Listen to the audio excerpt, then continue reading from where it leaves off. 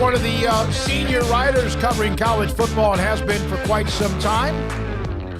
College Football Insider, Action Network HQ. He is someone that does a lot when it comes to coaching changes, etc. Joins us on Sikkim 365 Radio and 365 Sports. Brett, thank you very much. I've been watching watching some of your reporting from the Puente. We'll do Dave that. I don't think he realizes he's on with us. Yeah. Did you talk to him? Yeah, I did. Okay. All right. Brett, you there? Okay, that's cool. I understand. Hold on one second. We'll catch some we don't want to catch, perhaps. Yeah.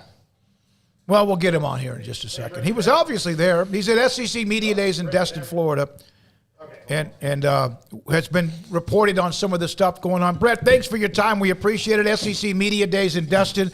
What, has it been kind of just a big thud on Nick and Jimbo Fisher? Did you guys want to see a little bit more? Or is this kind of what you expected? They would just kind of let this thing die?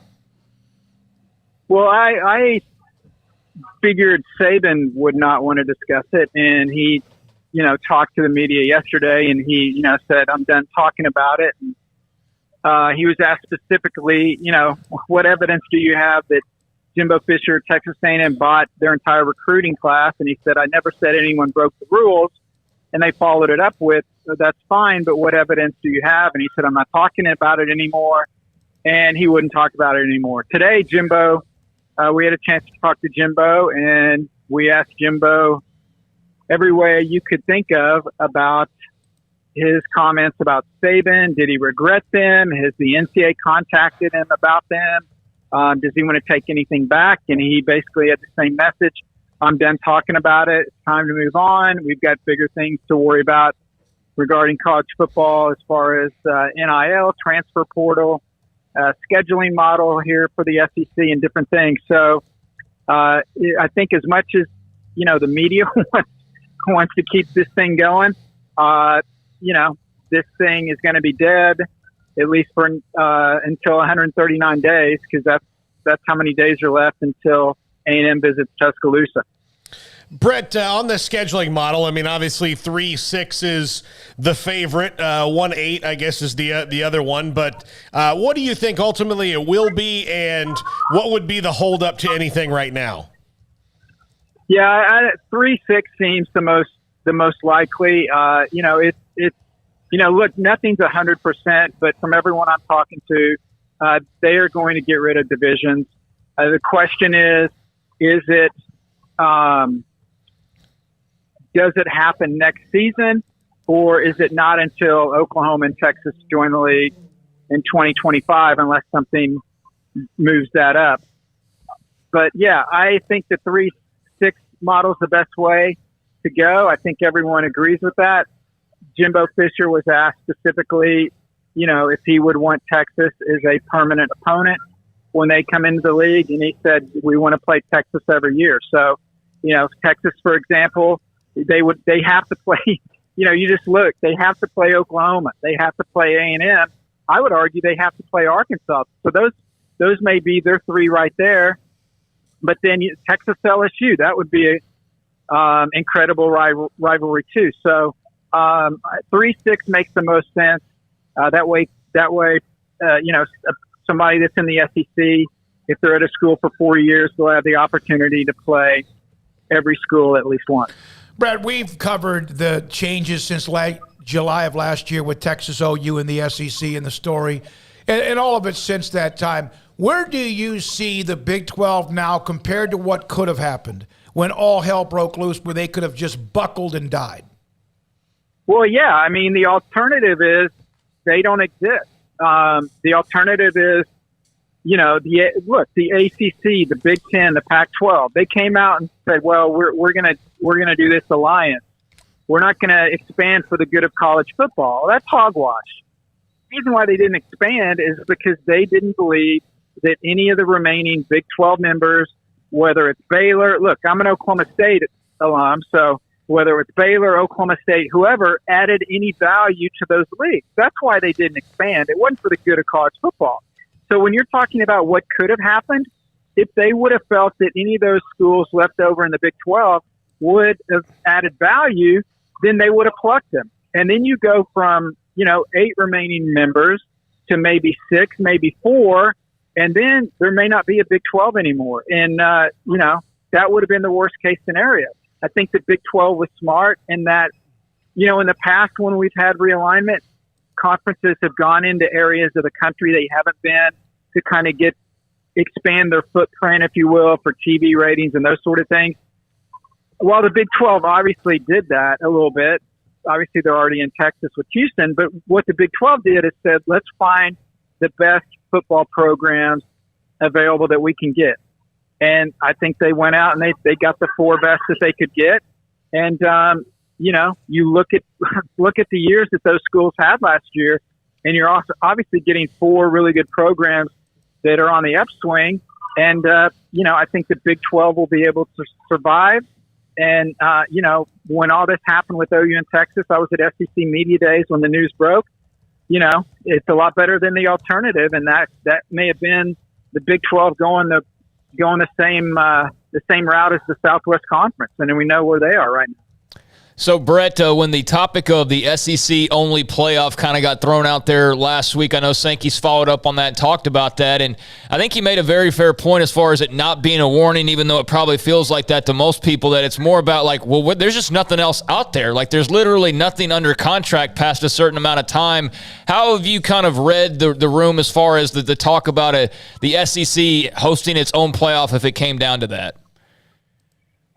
So if we would have had this conversation last year, I would have said, well, SEC's not doing their own playoff. That's ridiculous. They're never going to do that. But you know what? The more that I talk to people and the more frustration I get from the SEC about what happened with the college football playoff, with the 12-team, proposed format getting squashed. I think it's a possibility. Do I think it's going to happen? I'd say it's more likely that it doesn't happen, but I don't think it's impossible. And the thing is, when OU and Texas come in the fold, you've got 16 schools.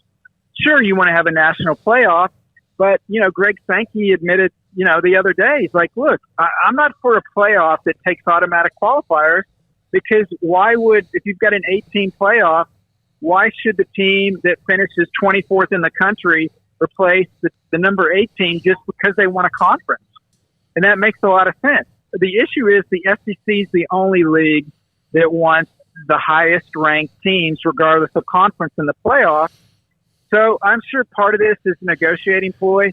But you're right. Sankey brought up a great point. The playoff ends in 2025, the current 14 playoff. And then after that, there's nothing. It's not like, I don't know if fans realize this. It doesn't mean we're just going to extend the 14 playoff another year or two until they figure something out. The contract's done. There's no playoff. So they've got to come up with a new model, whether that's 4 teams, whether that's 8, whether Mike Leach gets his wish and we have a 64-team playoff. Unfortunately, I don't think that'll happen. There's nothing in place, guys. And, yeah, it's 4 years off, but you need to start planning stuff now, because I don't know if you've noticed, but a lot of people in college football have. The NFL is already starting to grab some of these dates in January. There's Super Wild Card Weekend. That's on a Monday. That would have been when the proposed 12-team national title game would have been a week later than the current one is now. Well, now they can't play then, because why? College football is not going to go head-to-head with the NFL.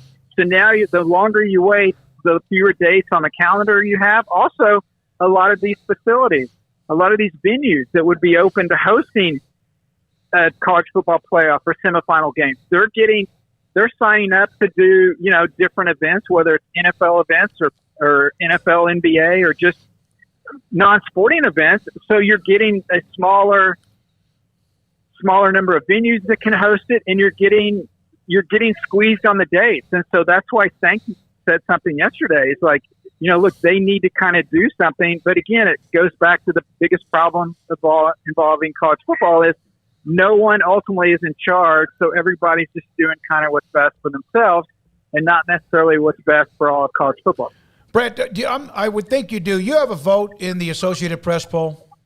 I do, yes, I do. Would you, if you had a vote and it was just 16 or 18 or 20 teams in the SEC, would you vote them a national champion if there were other teams that were not a part of their playoff? Well, I can't just blanketly say that I would do it, but I would look if I had. We'll say if I had Georgia or Alabama number one, or no, last year, and they played in a SEC only playoff, and they won the SEC only playoff, and I had them one going into the playoff. I'm not going to drop them because they only beat SEC teams. I mean, I would have thought they were number one beforehand, and I would say that with any conference. If I had Oklahoma or Baylor at number one, and it was a Big 12 only playoff, and they won that, I don't think I would necessarily just drop them because they didn't beat somebody from the Big 10 or from the Pac-12. So again, it's hard to just say this is definitely what I would do. But usually when a team, as far as me, I don't know what other people think. If I've got a team ranked number one, they've got to either lose or somebody behind them has to beat somebody much more impressively than the team ahead of them did to jump that team, especially that late in the season, because you've seen them play, 10, 11, 12, 13, 14 games. Brett McMurphy, Action Network HQ, with us on Sikkim 365 Radio and 365 Sports. Brett, you were mentioning that January is slipping away from college football, but we've had Tim Brand on the show a bunch of times, and one of the things he was always talking about is they've already let December go. When are they going to realize that they have 2 months they could grab, and if they just schedule it now and work out the details later? I mean, look, that's a great question, and that makes sense. The problem is the things that usually make sense don't happen. They had a 12-team playoff set; they were ready to go with it, but then the Pac-12, the ACC, and the Big 10, got their feelings hurt because Texas and OU were leaving to go to the SEC, so they wanted to pull back. Like there was this big conspiracy theory that, well, this is why everyone agreed to a 12-team playoff because Texas and OU were leaving. Well, Notre Dame was in favor of that. The Mountain West commissioner was in favor of that. Bob Bowlesby was in favor of that. He had no idea. So it's just comical that the Big Ten, the Pac-12, and the ACC pushed back on this because of OU and Texas, when you don't even have to put a gun to their head. You just ask them point blank, would you have taken OU or Texas? And every one of those leagues would have said absolutely yes. So you're right. January 1st used to be a special day. And that would be the day you'd have all the major bowl games. We'd have split national championships. You would actually, teams that, somebody lost the Cotton Bowl, that meant somebody playing in the Rose Bowl had a chance to win, or if the wrong team won, then the Orange Bowl champ had to win. And you watch that all day. Now it's scattered all over the place. Look, I know if January 1st is a Sunday, NFL is on that day, you're going to move off that day. But now they're all over the map. The Sugar Bowl this year, it's not part of the semifinals, but the Big 12 champ, the highest ranked Big 12 team not in the college football playoff, if there is one, will go to the Sugar Bowl. That game, 11 a.m. kickoff. Who wants to play? That's 11 a.m. local. Who wants to play at 11 a.m. in a supposed New Year's Six game? It's just, and you're right. They're losing December. They're losing January. And there's not a lot of options left. I mean, we're getting to the point. I wrote this a couple of weeks ago. I was half serious, half joking, but we're going to have the national title game being played Wednesday at 2 p.m. in the afternoon at this rate. Yeah, no, you're exactly right. If that early, or if that late, Brett, on the SEC being against an automatic qualifier or a conference champion, if that's the case, and I know why they have conference championship games, because there's money. But if you can't crown the conference champion, why play the game? If that doesn't matter, why play the game? Well, you've answered your own question. It's because of money. Why the SEC is the first FBS conference that had a conference championship game. Why did they do it? For money. They didn't do it. There was no BCS back then. There was no, I think it was 1991 was the first one, if I remember correctly. Maybe off by a few years. The SEC had the first one. It was at Birmingham. It was at Legion Field in Birmingham. It was outside. It was cold. It was miserable. Alabama beat Florida. They didn't do it. They didn't do it because it would help Alabama get into a better bowl game, or they didn't do it because Florida had a chance to get higher in the national rankings. They did it for one reason: money.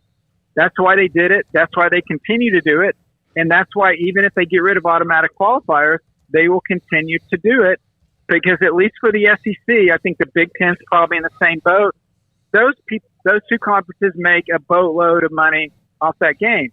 The other conferences, it depends a lot on which teams are in, those sort of things. But they're always going to make money off those games. So no matter what the playoff format is, I don't see the SEC getting rid of a conference championship game unless they have their own, unless it's an SEC only playoff. Then certainly I don't think you would have an SEC conference championship game and then turn around and have an SEC only playoff. I still think the SEC has a bubble. They are going to have more teams ranked in the preseason poll in the top 5 or 10. They're going to always have 3 to 5, it seems like, in the top. So I'm not sure what they were worried about. And I understand what they're worried about.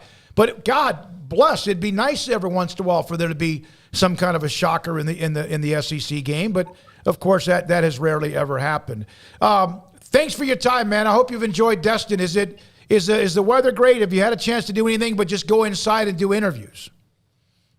Yeah, unfortunately, I spent most of my time in the lobby, but I did come outside to talk to you guys. So it's only a few feet. Yeah, it's nice here in Destin, and anyone that's never been, I highly recommend it. Just don't come Memorial Day weekend unless you want to see a lot of SEC folks. Brett, thank you very much. We appreciate your time from the Action Network HQ headquarters, a national senior writer covering college football. Yeah, and on the board.